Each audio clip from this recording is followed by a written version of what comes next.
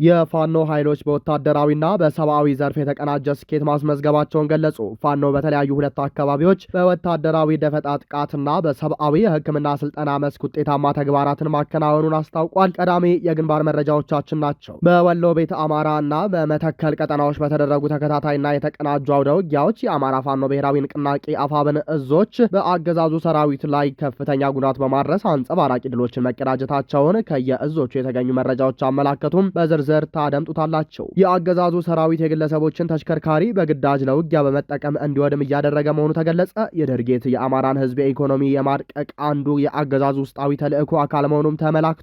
ሌላኛው የሰዓቱ መረጃችን ነው። ትብብር ለኢትዮጵያ አንድነት የፖለቲካ ምህዳሩ ጭላንጭል ብርሃን እንዳትጠፋ አስጠነቀቀ። ሰላማዊ የፖለቲካ ታጋዮችን ማሰር የህዝቡን አጠቃላይ የማህበራዊና ኢኮኖሚያዊ ምሬት ተከትሎ የሚነሱ የተቃውሞ ድምጾችን በፍርሃት ድባብ ለመሸፈን የተደረገ አምባገነናዊ ስልት ነው ሲልም ጨምረዋል። ሙሉ ምላሹን ይዘነዋል፣ ይደመጣል። በዩክሬን የባላስቲክ ሚሳኤል ጥቃት እያየለ መጥቷል። የነዳጅና የመከላከያ ሚሳኤል እጥረት ስጋትን ፈጥሯል። ሰላም፣ ጤና፣ ፍቅር የምንመኝላችሁ ውድ የብላክ ላይን ሚዲያ ቤተሰቦቻችን እናንተን ይመጥናሉ ብለን ያሰብናቸውን የተመረጡ ዕለታዊ የግንባርና ወቅታዊ መረጃዎችን ወደ እናንተ ይዘን ቀርበናል። ቻናሉን ሰብስክራይብ በማድረግ ቤተሰብ እንድትሆኑ እየጋበዝን ወደ መረጃዎቹ እናመራለን።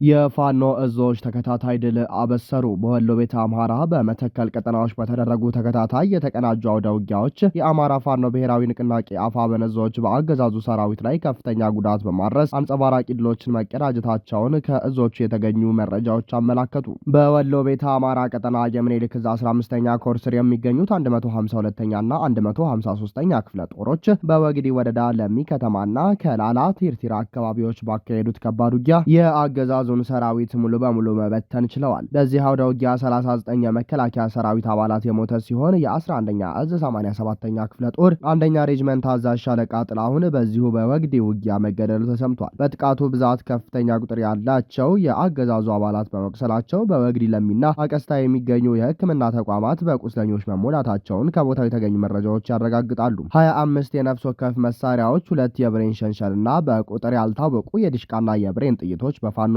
ገብተዋል። በተመሳሳይ የ15ኛ ኮር ስር የሚገኘው የ45ኛ ክፍለ ጦር አርበኞች በወግዲ ግንባር በወሰዱት አጸፋዊ እርምጃ የጠላትን አከርካሪ በመስበር ቀጠናውን በቁጥጥር ስር መዋላቸው ተገልጿል። በሌላ በኩል በአፋብን ቴዎድሮስ ዕዝ 105ኛ ኮር 66ኛ ክፍለ ጦር ሁለተኛ ሻለቃ የሰርጂካል ኦፐሬሽን ምድብተኞች በመተከል ዞን ፓዊ ወረዳ ልዩ ወታደራዊ እርምጃ ወስደዋል። ታጋዮቹ በፓዊ ከተማ የሚገኘውን የጠላት ምሽግ በጥሶ በመግባት ባካሄዱት ጥቃት ለበርካታ ዓመታት ሲያገለግል የነበረውን አለቃ ፈይሳ ገመዳን ጨምሮ በርካታ አባላትን እስከ ወዲያኛው ሸኝተዋል። ጥቃቱ ያበሳጨው የአገዛዙ ጦር እርስ በርሱ ሲታኮስ ማደሩ ተጠቅሷል። የዚሁ ክፍለ ጦር አርበኞች በጃዊ ፈንደቃይ በሚገኙ ሚሊሻዎች ላይ ከባድ እርምጃ በመውሰድም ያለምንም ኪሳራ ተልዕኳቸውን አጠናቀዋል። ከእነዚህ ተከታታይ ድሎች በኋላ የአማራ ፋኖ ብሔራዊ ንቅናቄ በአገዛዙ ሰራዊት ውስጥ ለሚገኙ አባላት ጥሪ አቅርቧል። የግለሰብ ስልጣንን ለማስጠበቅ ስትሉ ሕይወታችሁን በከንቱ ከምታጡ የቀረችውን ጊዜ በመጠቀም ወደ ወንድሞቻችሁ የፋኖ አባላት ተቀላቀሉ ሲል ንቅናቄው ጥሪውን አስተላልፏል።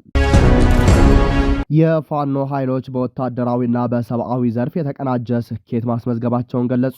ፋኖ በተለያዩ ሁለት አካባቢዎች በወታደራዊ ደፈጣ ጥቃትና በሰብአዊ የሕክምና ስልጠና መስክ ውጤታማ ተግባራትን ማከናወኑን አስታውቋል። በአፋብን ጎንደር ጠቅላይ ግዛት በላይ ዘለቀ ዕዝ ስር የሚገኘው የጣና ገላውዲዮስ ክፍለ ጦርና የአፈር ዋናት ብርጌድ ባደረጉት የተቀናጀ ኦፕሬሽን ነሐሴ 1 ቀን 2018 ዓ.ም ከቀኑ 8 ሰዓት ላይ በገላውዲዮስ አካባቢ ደፈጣ መጣላቸውን ገልጸዋል። ጥቃቱ የተሰነዘረው ከእስቴና ከአርብ ገበያ ከተሞች በመነሳት ስንቅና ሬሽን ለማቀበል ሲንቀሳቀስ ነበር በተባለ አገዛዙ ጸጥታ ኃይል ላይ ነው። በደፈጣው በጠላት ኃይል ላይ ከፍተኛ የሰው ኃይል ጉዳት ማድረሳቸውና አሃዱ ወደ መጣበት እንዲመለስ መደረጉን የክፍለ ጦሩ ህዝብ ግንኙነት ክፍል አስታውቋል። በሌላ በኩል የአማራ ፋኖ ብሔራዊ ንቅናቄ የወሎ ቤት አማራ ምኒልክ ዕዝ ምስራቅ አማራ 102ኛ ኮር ለሁለት ወራት ሲያሰለጥናቸው የቆዩትን የመጀመሪያ ደረጃ ረዳት የሕክምና ባለሙያዎች በደማቅ ሁኔታ አስመርቋል። በሰሜን ወሎ ዞን ራያ ቆቦ ወረዳ የተካሄደው ይህ የምረቃ ስነ ስርዓት ለሶስተኛ ጊዜ የተከናወነ ሲሆን ከሶስት የተለያዩ ክፍለ ጦሮች የተወጣጡ ሰልጣኞችን ያካተተ ነው። ስልጠናው በመከላከያ ሰራዊቱን የሕክምና ወጪ ከመቀነስ ባለፈ በአካባቢው የተፈጠረውን የሕክምና ቁሳቁስና የሰው ሕይወት እጥረት ለመቅረፍ እንዲሁም ለአካባቢው ማህበረሰብ የአቅምን ያህል አገልግሎት ለመስጠት ያለመ መሆኑ ተገልጿል። የዕዙ የሕክምና ማዕከል ዳይሬክተር አርበኛ ዶክተር ተስፋዬ ታደሰ፣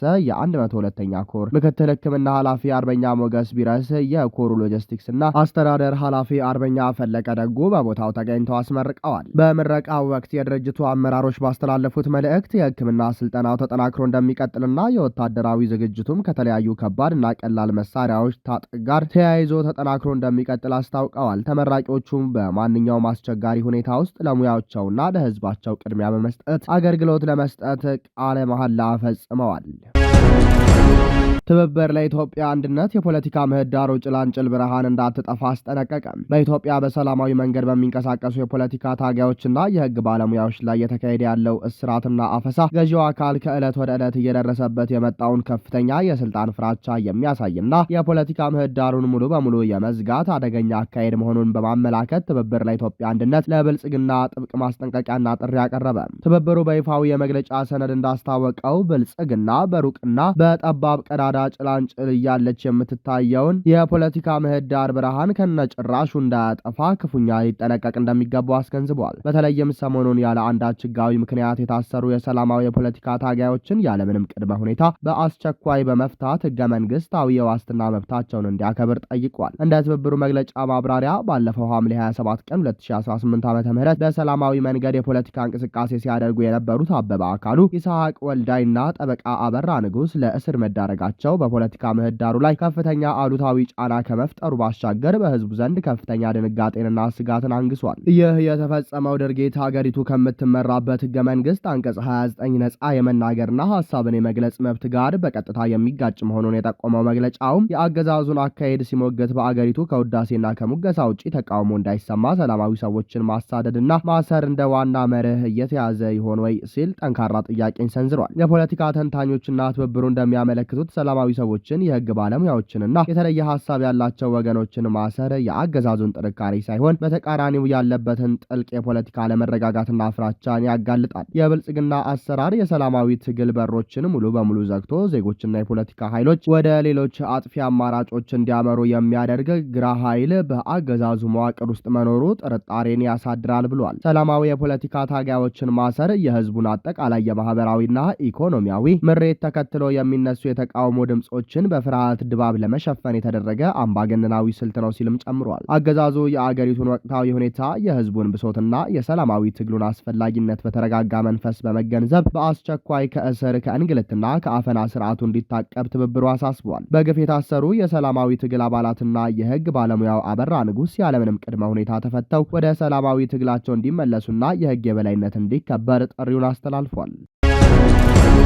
አገዛዙ ሰራዊት የግለሰቦችን ተሽከርካሪ በግዳጅ ለውጊያ በመጠቀም እንዲወድም እያደረገ መሆኑ ተገለጸ። የድርጊት የአማራን ህዝብ በኢኮኖሚ ማድቀቅ አንዱ የአገዛዙ ውስጣዊ ተልዕኮ አካል መሆኑ ተመላክቷል። የጦረኛው ስርዓት ብልጽግና አገዛዝ ሰራዊት በአማራ ክልል እያካሄደ ባለው ውጊያ በርካታ ወታደራዊ ንብረቶችና ተሽከርካሪዎች እየወደሙበት መምጣቱን ተከትሎ የራሱን ንብረት ለማዳንና የህዝቡን ኢኮኖሚያዊ ህልውና የበለጠ አደጋ ውስጥ ለመክተት ሲል የግለሰብ ተሽከርካሪዎችን በማስገደድ ለውጊያ አገልግሎት እያዋለ መሆኑ ተገልጿል። በተለይም የሰሜን ምስራቅ እዝ የመከላከያ ሰራዊት የራሱ የሆኑ ወታደራዊ ኦራሎች፣ ካሶኒዎችና የኮንቮይ ተሽከርካሪዎች ከፋኖ ጋር በሚደረግ የፊት ለፊት ውጊያ የተመሰሱበት በመምጣታቸው ተቋማዊ ንብረቱን ለመቆጠብ በሚል ስልት የዜጎችን የግል ተሽከርካሪዎች በግዳጅ እየቀማ ወደ ውጊያ ቀጠናዎች ይዞ በመግባት እንዲወድሙ እያደረገ መሆኑ ተጎጂዎችን በማነጋገር ለማረጋገጥ ተችሏል ሲል መረብ ሚዲያ ዘግቧል። ይህ ድርጊት አገዛዙ የአማራን ህዝብ በወታደራዊ መንገድ ብቻ ሳይሆን መደበኛ የኢኮኖሚ እንቅስቃሴውንና የህይወት መሰረቱን በማውደም በኢኮኖሚ ለማድቀቅ ካለው ጽኑ ፍላጎትና እኩይ ተልዕኮ ጋር ተያይዞ የሚፈጸም መሆኑን ተጎጂዎች አስረድተዋል።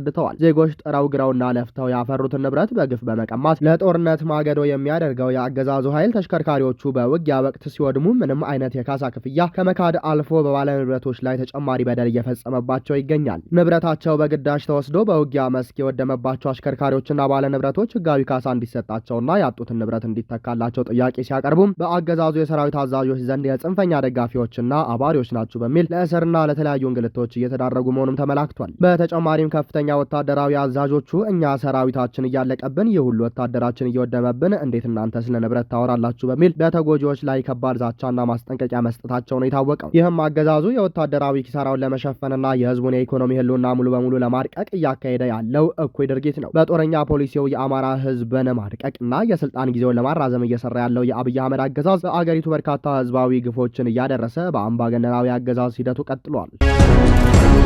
በዩክሬን የባላስቲክ ሚሳኤል ጥቃት እያየለ መጣ የነዳጅና የመከላከያ ሚኒስቴር እጥረት ስጋትን ፈጥሯል። በዩክሬን ዋና ከተማ ኪየቭ እና አካባቢዋ በሌሊት በተፈጸመ የሩሲያ የባላስቲክ ሚሳኤል ጥቃት ህጻናትን ጨምሮ የሰዎች ህይወት ማለፉ ተረጋገጠ። ከዋና ከተማዋ በምስራቅ በሚገኙ ቀጠናዎች እጅግ ኃይለኛ የፍንዳታ ድምጾች የተሰሙ ሲሆን ይህ አዲስ ጥቃት የተከሰተው በመላው ሀገሪቱ ከ21 በላይ ሰዎችን የገደለው ከባድ ድብደባ ከተፈጸመ ከጥቂት ቀናት በኋላ ነው። የክልሉ ወታደራዊ አስተዳደር ኃላፊ ቲሞር ቲካቺንኮ እንደገለጹት የወደቁት የባላስቲክ ሚሳኤል ስብርባሪዎች በመኖሪያ አፓርታማዎች፣ በንግድ ድርጅቶችና በተሽከርካሪዎች ላይ ከፍተኛ ጉዳት ያደረሱ ሲሆን በትንሹ 3 ሰዎች ቆስለዋል። የኪየቭ ከንቲባ ቪታሊ ክሊችኮ እንደተናገሩት የአደጋ ጊዜ ሰራተኞች በህንፃዎችና በነዳጅ ማጠራቀሚያዎች ላይ የተነሳው እሳት ለማጥፋት ጥረት በማድረግ ላይ ናቸው። የዩክሬን የመንግስት የአደጋ ጊዜ አገልግሎት የወደሙ ጋራዦችና የንግድ ተቋማት ምስሎችን ይፋ አድርጓል። ፕሬዚዳንት ቮሎዲሚር ዘለንስኪ በሰርቢያ ታሪካዊ የተባለውን የመጀመሪያ ጉብኝታቸውን እያደረጉ ባሉበት ወቅት ከአጋር ሀገራት የሚላከው የጸረ ባላስቲክ ሚሳኤሎች አቅርቦት ከቀደሙት ዓመታት ጋር ሲነጻጸር በ3 እጥፍ መቀነሱን ይፋ አድርገዋል። ዘለንስኪ የአየር መከላከያ ሚሳኤል አቅርቦት መዘግየቱ ለአሰቃቂ እልቂትና ውድመት አጋልጦናል ሲሉ አስጠንቅቀዋል። የዩክሬን ከግንባር መስመር ከ1300 ኪሎ ሜትር በላይ ርቀው በሚገኙ የሩሲያ ባሽኔፍት ኖቮይል እና ስላቭኔት ኖያስ የነዳጅ ማጣሪያዎች እንዲሁም በጥቁር ባህር ላይ በሚንቀሳቀሱ የሞስኮ የነዳጅ ጭነት መርከቦች ላይ የድሮን ጥቃት ፈጽማለች። በሁለቱ ሀገራት መካከል የተጀመሩት የሽምግልናና የዲፕሎማሲ ድርድሮችም መስተጓጎላቸውን ተከትሎ ሞስኮና ኪየቭ በስትራቴጂካዊ ተቋማት ላይ የሚያደርሱት የጥቃት ልውውጥ በከፍተኛ ሁኔታ ተባብሷል። ክቡራንና ክቡራት አድማጭ ተመልካቾቻችን ለሰዓቱ የነበረን የዜናና የመረጃ ስርጭታችን ይህንን ይመስል ነበር። ቻናሉን ሰብስክራይብ በማድረግ ቤተሰብ እንድትሆኑ ጋበዝን። ጤና ይስጥልን።